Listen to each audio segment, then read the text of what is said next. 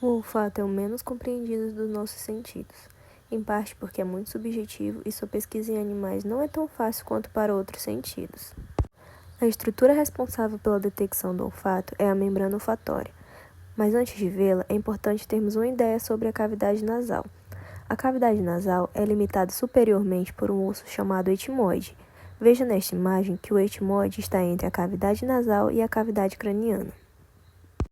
Agora veja nesta imagem cortada na altura das órbitas oculares que o etimoide possui uma parte onde há uma série de pequenas perfurações, chamada de lâmina crivosa. Essas perfurações na lâmina crivosa é que permitem a comunicação entre a cavidade nasal e a cavidade craniana. É através dessas perfurações que passa uma série de pequenos nervos que em conjunto são chamados de nervo olfatório. Veja que esses nervos olfatórios atravessam a lâmina crivosa para então chegar numa estrutura chamada de bulbo olfatório, que então se prolonga em direção ao cérebro através do trato olfatório, nesta visão interna por dentro da caixa craniana.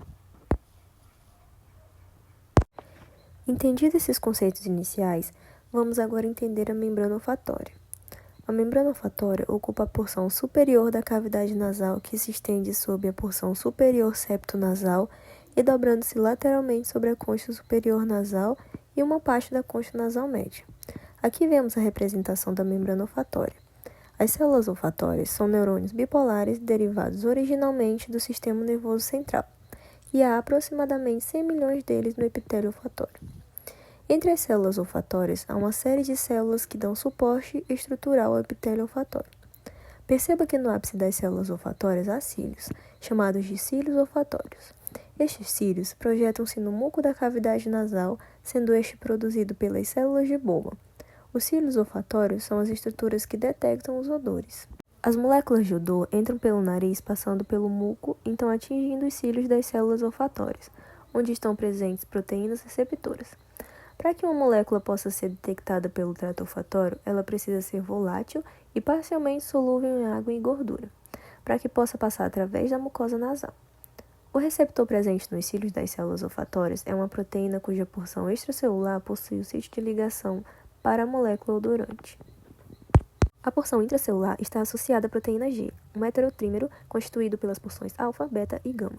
Quando a molécula se liga ao receptor, a porção alfa se desliga da proteína G, o que leva à ativação da adenilciclase, que então irá converter ATP em AMP cíclico, que por fim ativa um canal iônico de sódio, o que permite a entrada de sódio para o meio intracelular.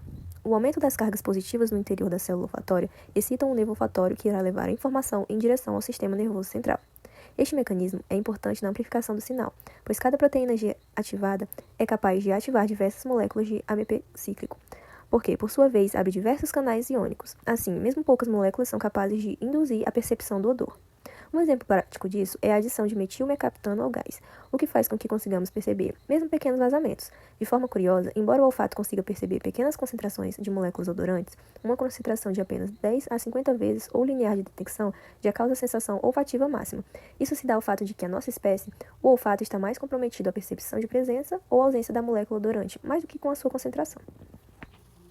O potencial de repouso da célula olfatória é de menos 55 mV, e nesta condição, poucos potenciais de ação são disparados, mas quando a molécula odorante se liga ao receptor, um influxo de sódio faz com que aumente as cargas positivas no meio intracelular, e vários potenciais de ação são disparados, podendo atingir 30 por segundo. Os receptores olfatórios se adaptam rápido, com cerca de 50% deles se adaptando no primeiro segundo, com os demais se adaptando lentamente. No entanto, a percepção de um determinado odor é quase que inteiramente extinta cerca de 1 minuto após a exposição contínua, ainda que não tenha havido uma total adaptação dos receptores, indicando que mecanismos do sistema nervoso central atuam na adaptação do odor. O mecanismo provável pela qual isso ocorre é através de fibras inibitórias, que partem do córtex e terminam em células inibitórias, as células glandulares, localizadas no bulbo olfatório. Diferentemente de outros sentidos especiais como a visão, que possuem 3 receptores, e do paladar, que possui 5 sensações primárias, o olfato possui um número muito grande de sensações primárias. Os estudos variam entre si, mas acredita-se que há no mínimo 100 odores primários. Assim, um grande número de receptores necessitam estar presentes nas células olfatórias. O olfato também está associado às emoções. O odor de um alimento estragado causam uma forte repulsa e é importante na sobrevivência. Também associamos os cheiros a boas sensações, como de perfumes que lembram uma pessoa particular. Vamos ver agora como os impulsos gerados nas células olfatórias atingem o sistema nervoso central. Como já vimos, as moléculas odorantes se ligam aos receptores das células olfatórias, provocando potencial de ação pelo mecanismo descrito do receptor acoplado à proteína G.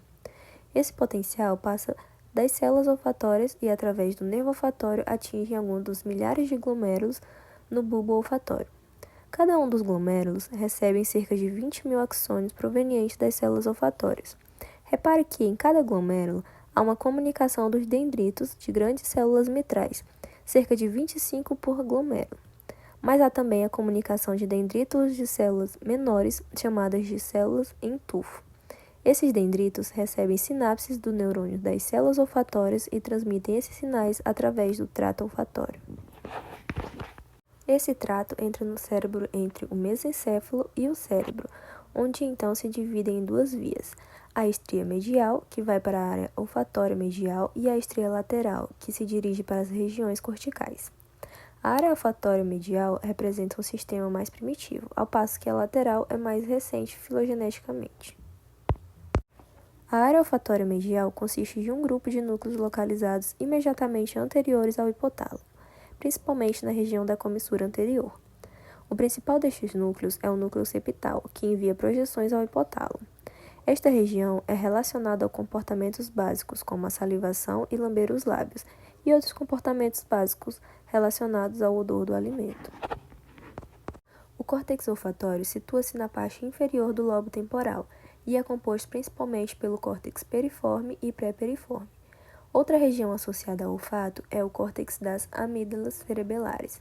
A partir desta região, as vias de sinalização passam por quase todas as regiões do sistema límbico, especialmente hipocampo, que se associa ao aprendizado de gostar ou não de um alimento. A área olfatória lateral associa-se com a aversão ao odor de alimentos que tenham causado náusea ou vômitos previamente. Outra característica importante da área olfatória lateral é que muitas fibras dali se direcionam para uma parte mais primitiva do córtex cerebral, chamada de paleocórtex, que se localiza na porção anteromedial do lobo temporal. Essa área é a única na qual os sinais sensoriais chegam ao córtex sem passar primeiro pelo tálamo.